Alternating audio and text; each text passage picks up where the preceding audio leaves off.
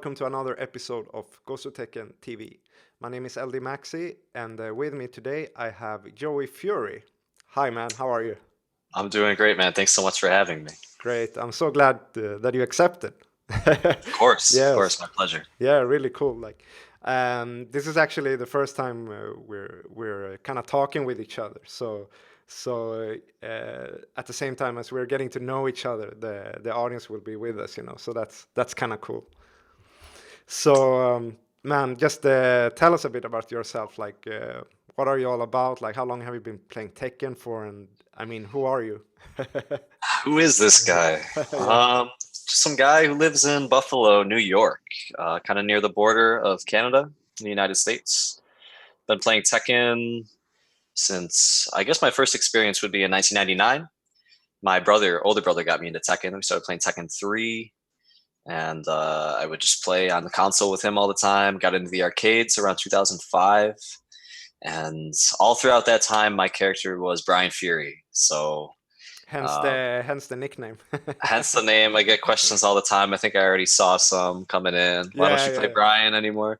yeah. Um, and all throughout Tekken 5, I was a person, I experimented with a lot of different characters and became known as like a Jack Marduk player in my local scene. I've been playing those characters for a long time. I still play Bryan, Yeah. but not at a tournament level where I would pick him. He's probably like my fourth or fifth best character in this game. Oh, I see. Yeah, I used to play. Um, I used to play a lot of Brian in Tekken 5 and DR. I mean, he was so good back then. Like taunt jet upper was like so easy. Tekken 5 is so much leniency. It's like 2 or 3 extra frames from Yeah, what it it's is so different. Yeah. now. But anyway, yeah, I got in the arcade scene in Tekken 5. That's how I started hearing about tournaments. I traveled locally a lot, and since maybe like early 2017, I started taking Tekken a lot more seriously and traveling, getting on planes. So And how come you did that transition? Like, why did you start playing more seriously? um, well, all throughout like Tekken 6, I was in high school. I was young, couldn't really travel much. I didn't even take Tekken that seriously. It was more just a casual thing. And throughout Tag 2, I was in college, studying, just other priorities. Tekken was always important to me, but it was never something I really saw myself like going all in on. And it wasn't until Tekken 7 that some transformation happened within me where I just went crazy. I was like, I'm gonna get on an airplane and I'm gonna go to Santiago, Chile for Yeah. Tekken. I think my buddy Spirogen had a lot to do with that. Kind of motivated me that I should Take the next step. use Tekken as an opportunity to grow as a person and experience the world, travel a lot, and letting me know that I had a lot of potential that I could do well and make a name for myself. And it's been great. I've loved all the traveling I've done, and Yeah, yeah, yeah, yeah, that's awesome. Yeah, I can really like relate to that. Like when you're in this community and well, the fighting game community as a whole, it's like as soon as you kind of start making a little bit of a name for yourself, everyone like opens up their door to you. You can travel wherever you want, and right, right, it's right. very welcoming like that. I was super fortunate because I traveled to Europe twice in the past like 5 or 6 weeks. I went to Poland, UK, and Denmark, and Jakob, he goes by D in Poland, took care of me like the whole time I was there. Spaghetti Rib, Blackbeard. It was like I had a family in EU that I didn't even know I had. These guys took care of me so well. Oh, that's So awesome. this community is just unbelievable. Yeah. Yeah, it's so awesome when you reach that kind of position where you can just like throw it out there on Twitter or whatever, like, "Hey, I'm coming to this place. Like, who's gonna take You care can of come me?" to my Yeah, house. Yeah. exactly. Everyone opens up their house. That's really cool, actually. So, what's this kind of life like? You think? I mean, because you consider Mm. yourself a professional gamer now, I assume. Um, I guess so. I don't really know because I found, at least for me personally, thinking about myself that way was kind of pressure inducing because it's kind of silly when I really think about it, just my origins in the game are the same as everybody else's, and we're all like learning in the same way. We're all finding our own path and how to get good at Tekken. It's not like anybody has like a professional coach or some guru that's teaching them how to play. Like the road is the same for everyone. You have to figure out how to do it yourself. So I always just see all Tekken players as pretty much the same. And it's not like anyone is really getting super rich off of Tekken right now. So Sometimes I kind of wonder about that because I found this website SRK player data, you know, where you can yeah, see like all the wins and everything, and then you start looking at like some of the Koreans like stats, like how many tournaments they've won, and you're like, wait a minute, like it's like a whole list of high paid tournaments, and of course it costs a lot to travel, but right. but as soon as you get sponsored, that's kind of, but it's a very, very small amount of players that can Yeah, do that. the top like 1% of Yeah, 1%. yeah, You just have to be so good. yeah, So yeah, I mean, I guess people called me a professional because I was sponsored, but I just for my own sanity, I try not to think about it that way. Like when I travel and invest a lot of time and money, it's because it's fun and because I'm getting a lot out of it, a lot of experience, and opening my mind up to different cultures, perspectives, and meeting new people. And it's worth it for those reasons, not because I'm like really trying to make money off of Tekken. yeah. So how do Yeah. you see your future? Like how it seems like you're like just gonna keep doing this, from what I hear. But do you have some sort of plan here? Or?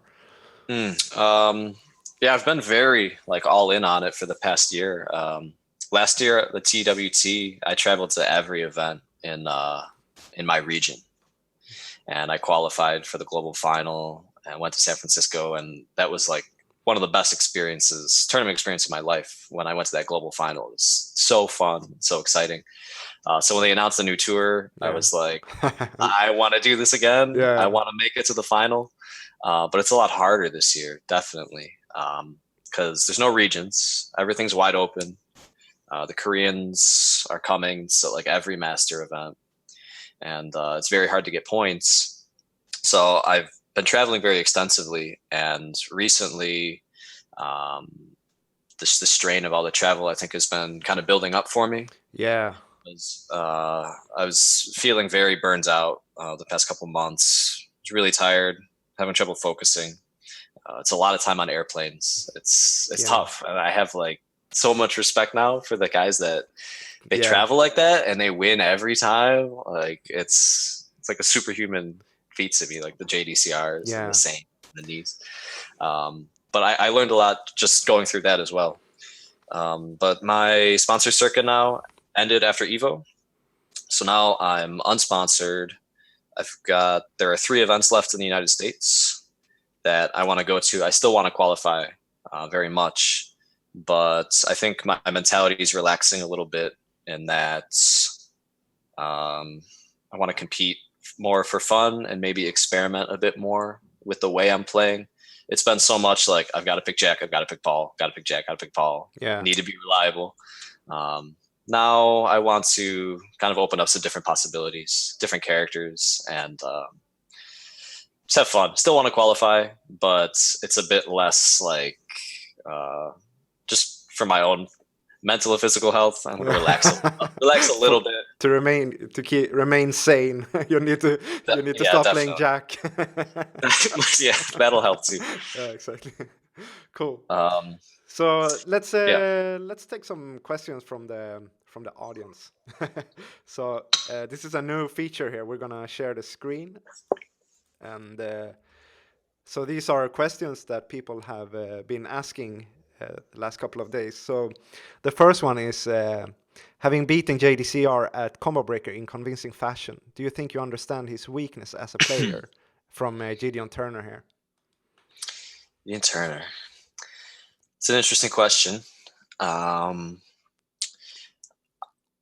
I think I would have to say yes. I guess to an extent. The thing is, I think there are a lot of players where I could say, yeah, I can identify some of their weaknesses. But the problem is beating players of that level, it's not just about identifying their weaknesses. You have to deal with all of their strengths as well, of course.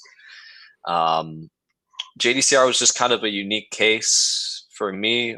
We have a lot of tournament encounters recorded. I think up to that point at Combo Breaker, I had played him in tournament 5 times, and the score was 1-4. I'd beaten him 1 time, and he beat me 4 times. But as you can imagine, every time I lost to him, it was going and trying to figure out why, like what happened, watch the video, what's he doing to me. And what did you figure out? Also, just quickly to mention, like all throughout the tour, I'm a Jack player, and I was just seeing constant grand finals of Saint versus JDCR. All right. So I was very intrigued by those sets. I think there were a lot of people that were just kind of getting sick of it. Jack vs Dragonov, same 2 guys. And I was always watching very intently at the way they played. So I think those 2 would be 2 of the Koreans where I'd say I understand their play styles the most, because I've spent the most time kind of idolizing them and studying them as well.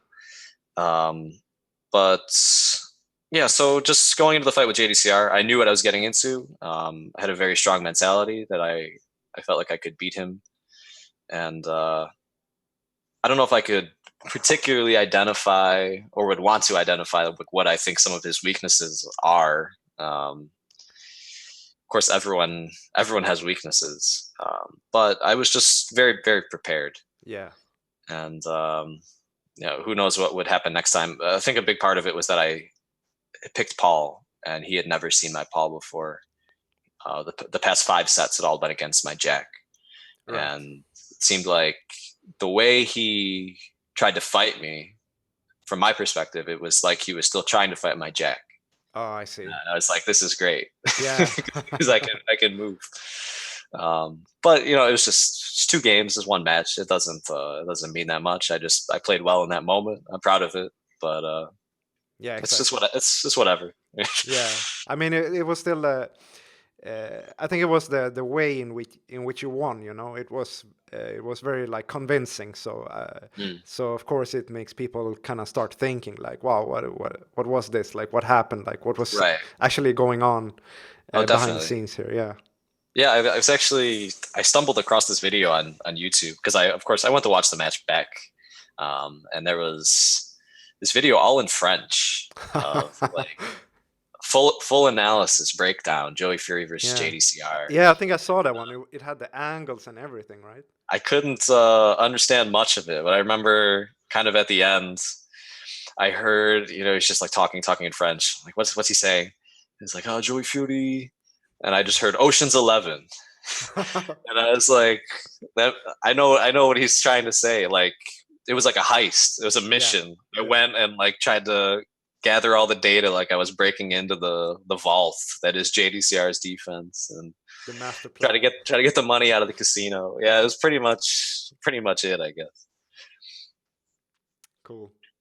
Okay, let's go to the next one. So if your name is Joey Fury, why don't you use Bryan anymore? I think you can answer this one, right? Yeah. I still play Bryan casually, but huge commitment to play that character in tournament. And I think somebody like Mr. Naps, he sets the bar so high. Yeah. And like I don't even want to I don't even want to mess with it. Yeah. Like go in and represent that character in tournament. It's like it's always gonna pale in comparison unless I dedicate everything to that character. So I don't know. He's kind of like a sacred thing. Second, I'll let Jimmy take care of that character. I'll just be a Paul player. He does it so well. So Bryan is in good hands with Jimmy. Yeah, exactly. But I still that just the name Joey Fury is very much part of my identity because it was my first Tekken character when I was a little kid. All through Tekken 3, 4, and much of 5. And that's how I got my name. So I'm never going to lose that name. And of course, I learned the game through Brian Furia in my earliest stages. So I still consider it a part of my identity. Yeah. That must have been great for your backdash to start learning backdash with Brian, Yeah, I'm still like, I don't know, even with Paul, I feel like my backdash depends on the day, but it definitely helped to start with the Sway character. Yeah. Okay, so how do you deal with frustration, especially online? Bryan Ribeiro. Good question.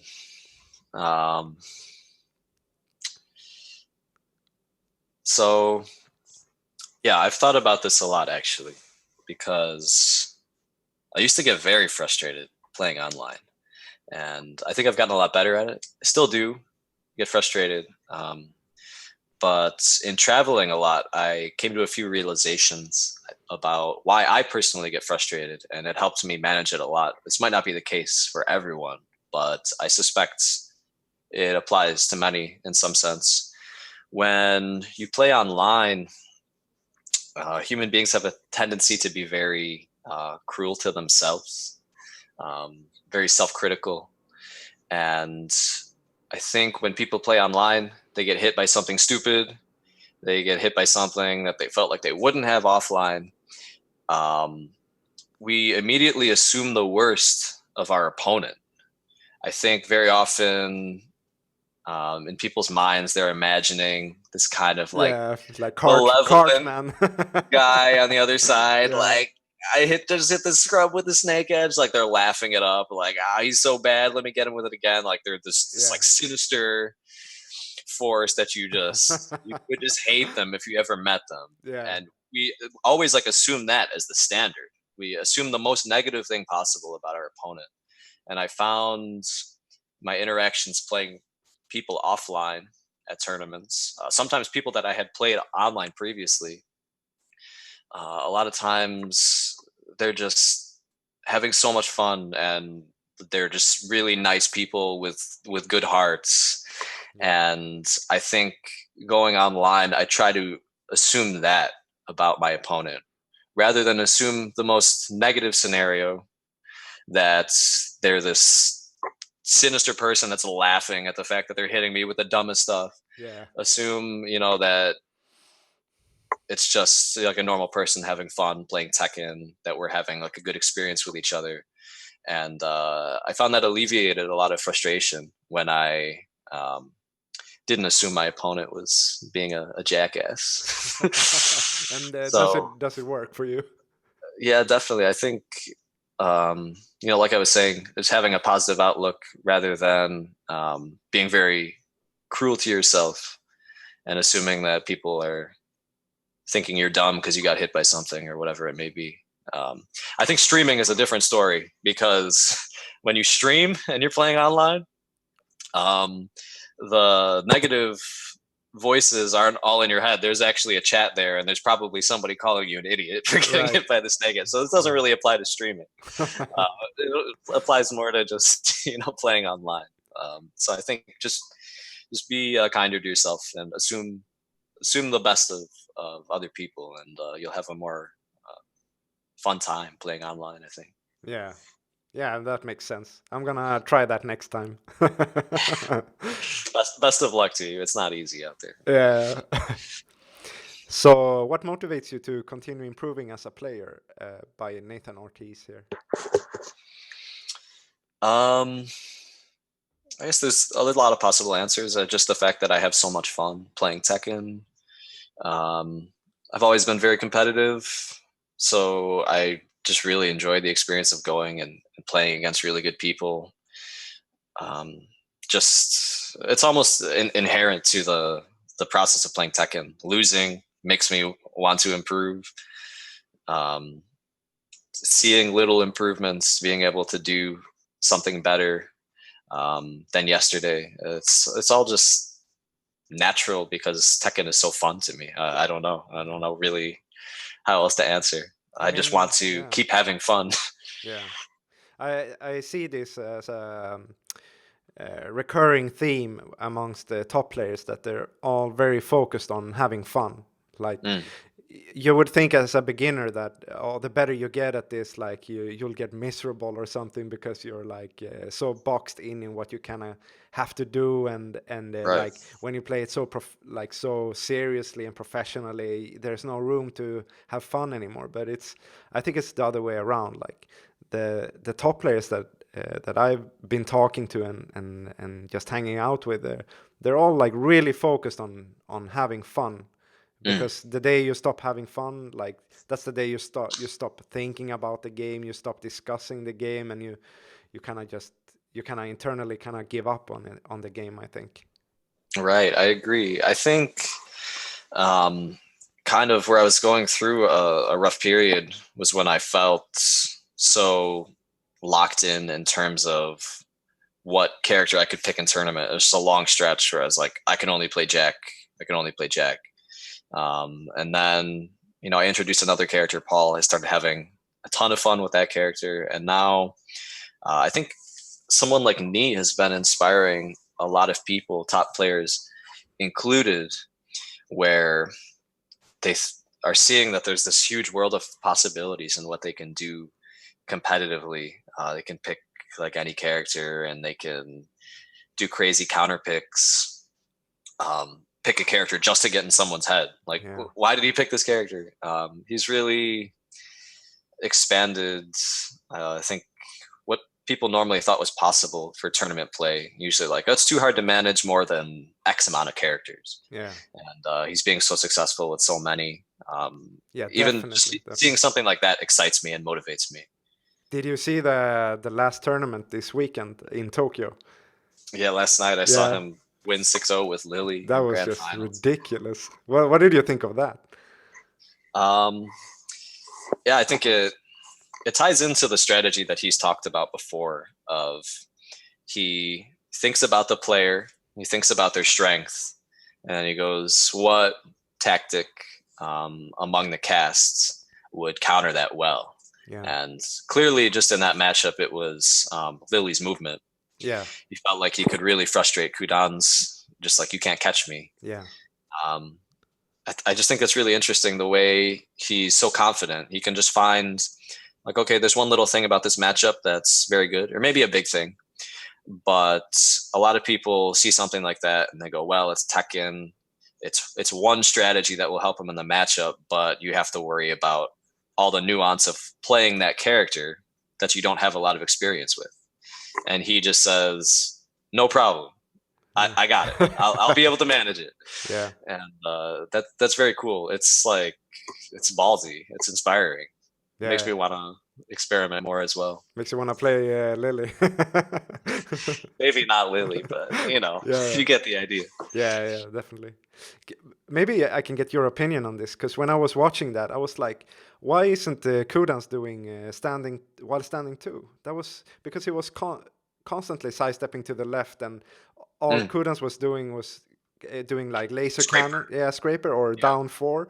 After a while, I was like, this is so like kind of unbalanced. Like he's sidestepping so much to the left. Like, wouldn't it make sense to do a standing 2 here, like at least once? The thing is, I'd have to lab it for myself, because Lily is so peculiar. Depending on the situation, like moves that you would expect to track her going that way. Yeah. If she gets far enough into the sidewalk, you'll still whiff. Like her sidewalk is that powerful. Elisa is similar. I suspect it has something to do. I mean, maybe he just didn't think of it, while standing 2. But also, that's something that you can't throw out really while you're being pressured, like after you block something. Right. The instant while standing 2 is something you have to do like in a neutral situation where both characters are just moving freely. And then the timing would become very hard, right? So just know exactly when Nee is going to sidewalk just in a neutral exchange. Yeah. Whereas, say, Kudan's blocks a Lily down forward 1, and he knows Nee wants the sidewalk left after. It's very hard to get the wall standing out super quickly. Right. This dude just blocked something. Yeah. So maybe he just felt like it just wasn't a viable option to catch him because of how well he was moving. Yeah. Uh, who knows? I mean, We'll it's see. hard. It's hard in that situation to problem solve that fast. Yeah, of course, of course. So the next question here from Christoph Gan is, I think it's the same one. I mean, how do you stay motivated for tournaments? You're about having fun, right? Did I get that right? Yeah, I was just gonna say, like, as much as I'm focused on competition, I definitely take a lot of moments to just appreciate the game and the aesthetic, the way it portrays real martial arts in this very stylized, cool way. Just appreciating Tekken. It was just like a few weeks ago, I was playing Paul, and I got somebody against the wall. They like tried to hop kick me, and I just punished it with the down 1+2 and like KO, and then it freeze frames right like after the KO, and Paul's just out there like with his shoulder out. I was like, that looks so cool. Yeah. Like this game just looks so cool, and like it felt good to just appreciate what I was looking at and not be so immersed in all of the inputs and mechanics and the frames. Yeah. That just looked badass. Yeah. There's so many things in Tekken that do that for me, where I'm just having so much fun.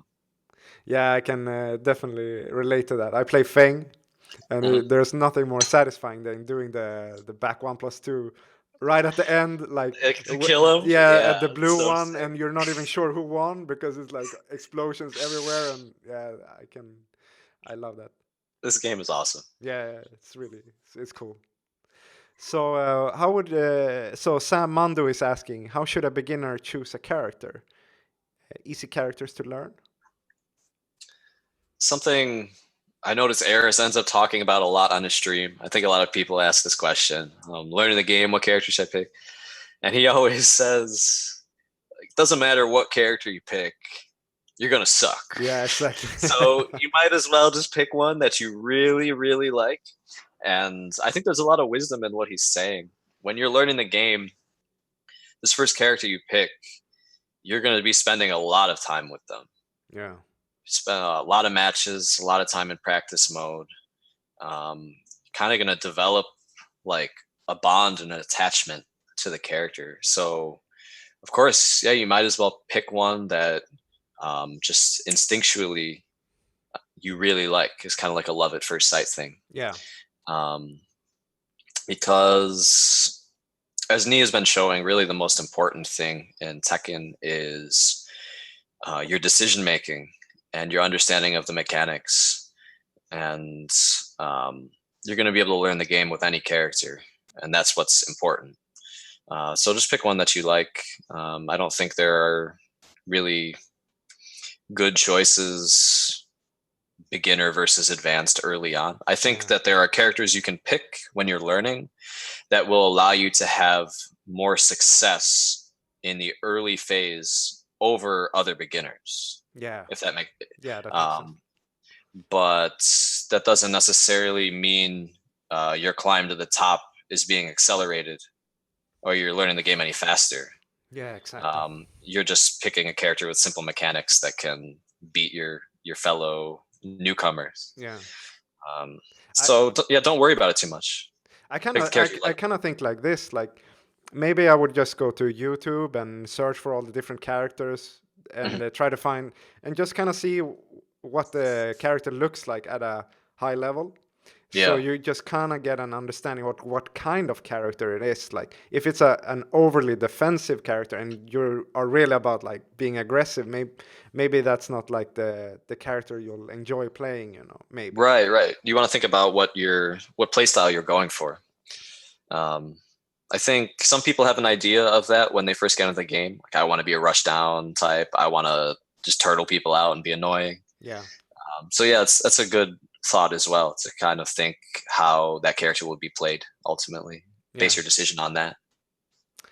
Awesome. Joey, where will we see you next? You're going to Summer Jam, right? Yeah, that's right. Summer Jam is in less than 2 weeks. Yeah. But it's 2 weeks from this weekend. Yeah. And when you guys see this video, it might be the next day. Who knows? Yeah. That's all. That's all to think. So Cool. big master event. There's going to be a ton of names, Korean players. Kane and Trench and Spaghetti Rip, I think, are coming from EU. It's Cool. going to be crazy. So I'm excited. Yeah. And I'll follow you guys from the stream, of course. Yeah, definitely. And also, if you guys want to follow Joey, follow him on Twitter, and you have a Twitch as well. No? Yeah, they're both Joey_Fury. Yeah. Simple. Cool. Man, awesome. Thanks so much for joining. And do you have any last words for the viewers? Last words for the viewers. Thanks for, if you guys have stuck around and watched this whole thing, thanks for listening to me. It was really a pleasure to talk to you, man. Cool. Okay, man. Bye-bye. Take care. Bye, everyone. Hey, take care. Bye.